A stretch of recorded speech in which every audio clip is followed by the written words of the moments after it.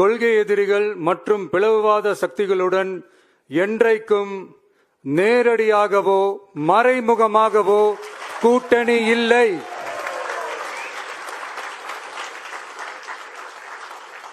ஒன்றிய அளவில் மலிவான அரசியல் ஆதாயங்களுக்காக மக்களை மத ரீதியாக பிளவுபடுத்தி மக்களிடையே வேற்றுமையை விதைத்து அதில் குளிர்காய நினைக்கிறது பாஜக.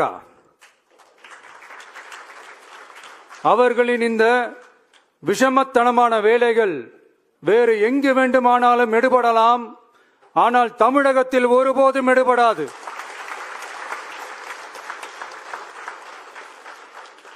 சமூக நீதியும் நல்லிணக்கமும் சகோதரத்துவமும் சமத்துவமும் ஆழமாய் வேரூன்றிய மண் இந்த தமிழ்நாட்டு மண். எனவே இங்கு தந்தை பெரியாரை அவமதித்தோ அறிஞர் அண்ணாவை அவதூறுக்கு உள்ளாக்கியோ அல்லது தமிழ்நாட்டின் மதிப்பிற்குரிய தலைவர்களை வைத்தோ அரசியல் செய்ய நினைத்தால் அதில் பாஜக ஒருபோதும் வெற்றி பெறவே இயலாது.